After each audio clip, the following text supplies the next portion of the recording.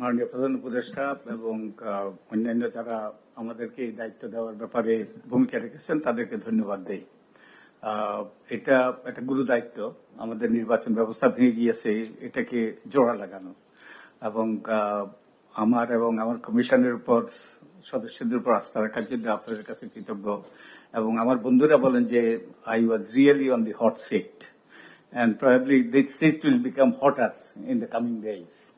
কারণ আমরা কতগুলো প্রস্তাব করেছি যেগুলো ওই যে পরিস্থিতিটাকে আরো উত্তপ্ত করতে সহায়তা করবে। আমরা যে কাজটা করার চেষ্টা করেছি সেটা হলো যে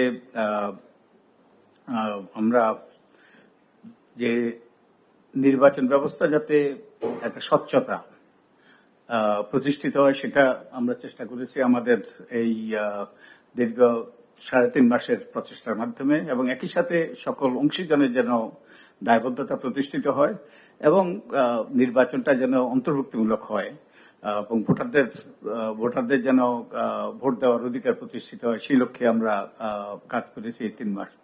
এবং আমাদের যে 150টার মতো আমাদের সুপারিশ, ছোট বড় সুপারিশ, তাই এগুলো উত্থাপন করা অসম্ভব।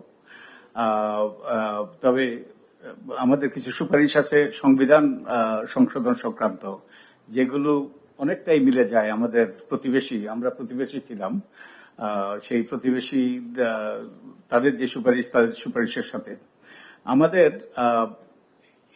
এই যে প্রচেষ্টা চালিয়েছি তার একটা বড় ড্রাইভিং ফোর্স ছিল যে আমরা গ্রামের থেকে অনেক মানুষ এসছে আমাদের সাথে কথা বলতে। তাদের 2-1 জন বলে গিয়েছে আমাদেরকে যে এই যে সুন্দর বিল্ডিংটা আপনারা বসছেন, আমরা সংসদ ভবনে বসি, এই ইমারতে যেন আর যেন কুৎসিত লোক আসতে না পারে।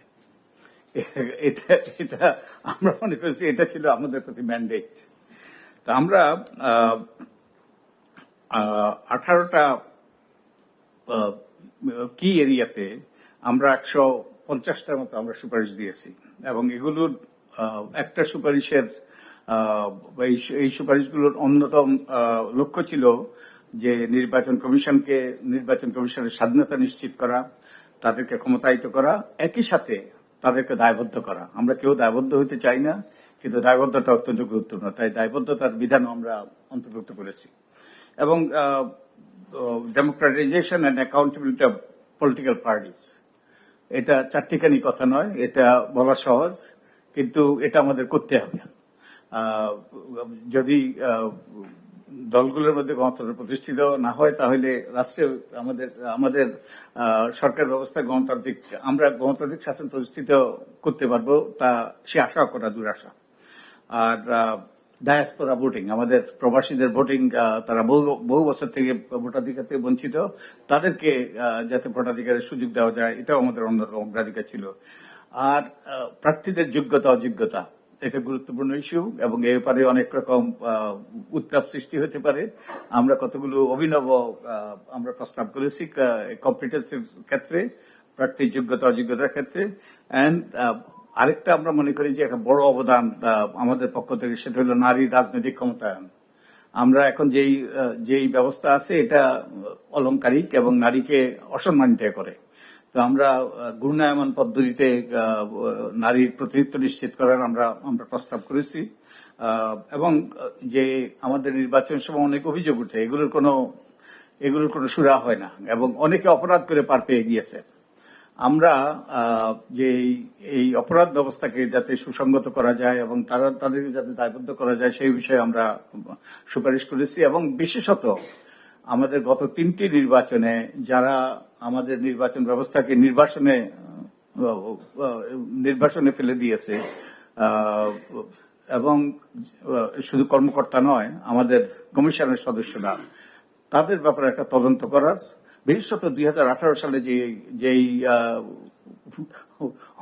অভূতপূর্ব কাণ্ড ঘটেছে মধ্যরাতে, সে ব্যাপারে একটা তদন্ত করে তাদেরকে বিচারের আওতায় আনা গুরুত্বপূর্ণ বলে আমরা মনে করি, দায়বদ্ধতার আওতায় আনা গুরুত্বপূর্ণ বলে আমরা মনে করি। আমরা যেটা আমাদের আমরা 18টা বোধহয় একটা করে বলতে গেলে অনেক সময় লাগবে, তো আমরা বিশেষত নির্বাচন কমিশনকে শক্তিশালী করার ব্যাপারে এবং তাদেরকে কার্যকর করার ব্যাপারে আমরা গুরুত্ব দিয়েছি এবং আমরা কয়েকটা আইনের খসড়া তৈরি করেছি এবং আরো দু একটা তৈরি করার প্রক্রিয়া আছি। আমাদের একটু সময় দিতে হবে। আমরা নির্বাচন কমিশনের জন্য একটা কম্প্রিহেন্সিভ, আমরা প্রাথমিকভাবে মনে করেছিলাম যে আমরা একটা নির্বাচন কমিশন নিয়োগ আইন করব। তো আমরা পরবর্তীতে আমাদের উপলব্ধিতে আসলো যে একটা নির্বাচন কমিশনের জন্য একটা কম্প্রিহেন্সিভ আইন করা দরকার, যেমন দুদকের আইন আছে এবং সরকারি কর্ম কমিশনের আইন আছে, সেরকম একটা আইন। আর আরো অনেকগুলো আইন আছে যেগুলো সংস্কার করা দরকার, যে গভীরভাবে এগুলো বিশ্লেষণ করে সংস্কার করা দরকার। আমরা অনেকগুলো আমরা এর মধ্যে গুছিয়ে এনেছি। তো আমাদের এই আইনগুলো তৈরি করার ব্যাপারে আমাদেরকে একটু সময় দিতে হবে। তো আমরা অ্যাগেইন সময় শেষ। আমরা যে কাজটা করার চেষ্টা করেছি, সংস্কার by definition is big bang, it will have to be big bang approach. যদি ইনক্রিমেন্টাল হয় এটা কোনো সংস্কার হয় না। কিন্তু আমরা যেটা মনে রেখেছি, পাবলিক ইন্টারেস্ট এবং রেলিভেন্স, এই দুটো বিষয় বিবেচনা রেখেই আমরা আমাদের প্রস্তাবগুলো উত্থাপন করেছি।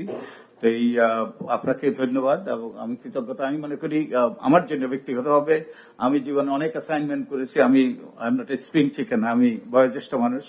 তো আমার মনে হয় সবচেয়ে গুরুত্বপূর্ণ অ্যাসাইনমেন্ট এটা আমার জীবনে ছিল।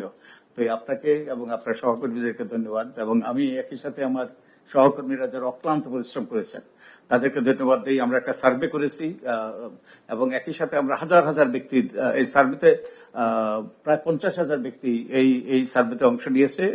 আমরা এবং একই সাথে আমরা হাজার হাজার ব্যক্তির কাছ থেকে আমরা বিভিন্ন রকম তথ্য পেয়েছি, পরামর্শ পেয়েছি। প্রত্যেকটা বাংলাদেশি, যেটা অভিনব সেটা হলো প্রত্যেকটা বাংলাদেশের কিছু না কিছু বলার আছে, তাদের কিছু না কিছু পরামর্শ আছে। এই পরামর্শগুলো আমরা একত্রিত করে আমরা আমাদের প্রস্তাব সুপারিশ উত্থাপন করার চেষ্টা করছি। আপনাকে ধন্যবাদ এবং আপনার সহকর্মীদেরকে ধন্যবাদ, আমার সহকর্মীদেরকে ধন্যবাদ।